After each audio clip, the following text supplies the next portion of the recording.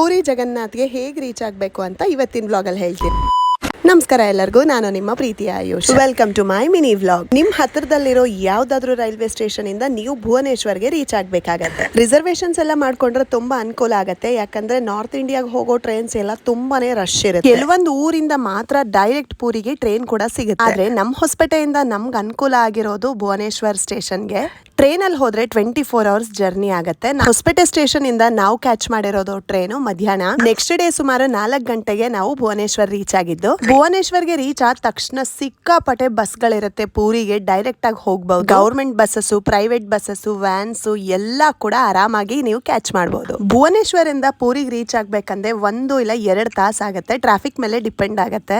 ನಾವು ಸರಿಸುಮಾರು ಅರೌಂಡ್ 8 ಗಂಟೆಗೆ ಪೂರಿಗೆ ರೀಚ್ ಆದ್ವಿ. ಪೂರಿಗೆ ರೀಚ್ ಆದ ತಕ್ಷಣ ವೈಬ್ರೇಷನ್, ಆ ಖುಷಿ ತುಂಬಾ ಬದಲಾಗೋಯ್ತು. ಹೋಟೆಲ್ ಚೆಕ್ ಇನ್ ಎಲ್ಲ ಮಾಡ್ಕೊಂಡು ನಾವು ದರ್ಶನಕ್ಕೆ ಹೊರಟ್ಬಿಟ್ಟು ರಾತ್ರಿ ದರ್ಶನ ತುಂಬಾನೇ ಚೆನ್ನಾಗತ್ತೆ ಅಂತ ಹೇಳ್ಬಿಟ್ಟು ಎಲ್ ರೂಮ್ ಬುಕ್ ಮಾಡ್ಕೊಂಡಿದ್ವಿ. ದರ್ಶನ ಎಲ್ಲ ಹೇಗಾಯ್ತು ಎತ್ತ ಅಂತ ಹೇಳಿ ನೆಕ್ಸ್ಟ್ ವ್ಲಾಗ್ ಅಲ್ಲಿ ಶೇರ್ ಮಾಡಿ. ಅಲ್ಲಿವರೆಗೂ ನನ್ನ ಪೇಜ್ ನ ಫಾಲೋ ಮಾಡ್ಕೊಳ್ಳಿ. ಮತ್ತೆ ಸಿಗ್ತೀನಿ, ಬಾಯ್.